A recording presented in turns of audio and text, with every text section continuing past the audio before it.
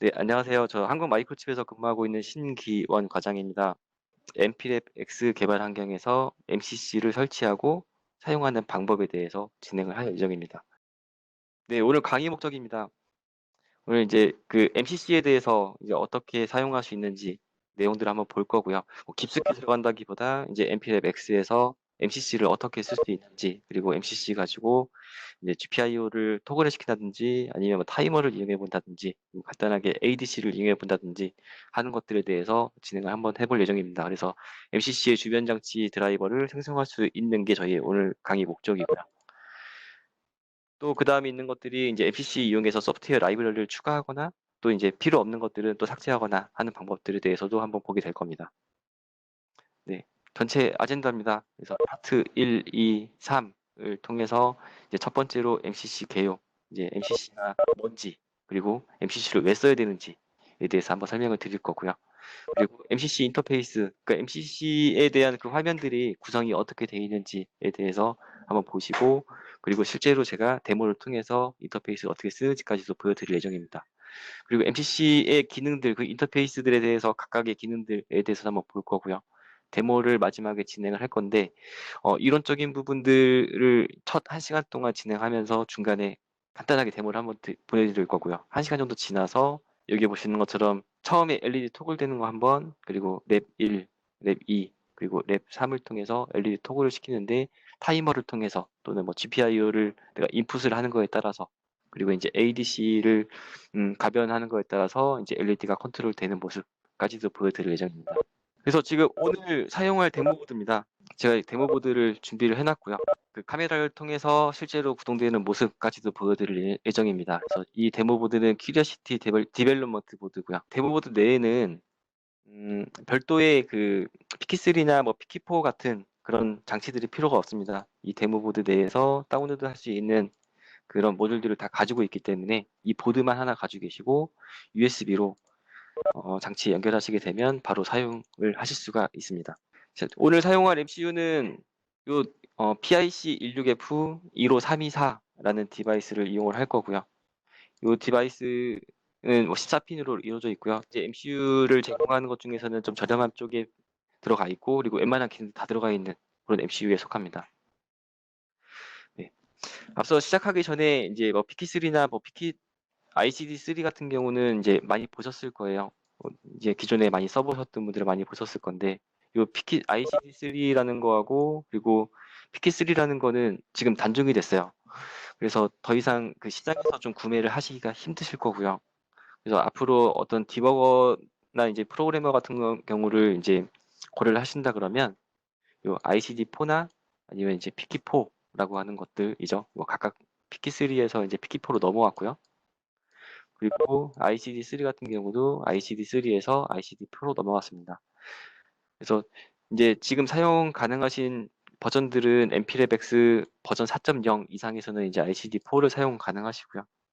그리고 이제 PK4 같은 경우는 버전 4.15, 그리고 요 맨 오른쪽에 있는 것들이 이제 새로 나온 제품군인데요. 굉장히 좀 저렴하죠, 기존에 대비해서는. 그래서 요거는 이제 그냥 케이스 없이 이렇게 PCB 베이스로 돼 있고요. 그래서 저렴하게 좀 기존에 비해서 뭐 한 3분의 1 가격 정도 되겠네요. 그래서 가장 저렴하게 시작할 수 있는 툴이라고 보시면 될 것 같습니다. 각각의 기능 차이들은 뒤에서 잠깐 설명을 드릴게요. 아마 그 PK3를 사용하셨던 분들이 이제 PK4를 사용을 하시면서 이제 제일 먼저 구매를 고려하시면서 궁금해하시는 부분들이 요 두 가지, 요 몇 가지들이 있어요. 대부분의 기능들은 다 비슷하고요. 이제 USB 커넥션을 할 때 기존에는 이제 풀스피드로 됐었는데 지금 같은 경우는 하이스피드로기 때문에 기존보다 좀 더 빠르게 이제 라이팅을 하실 수가 있고요.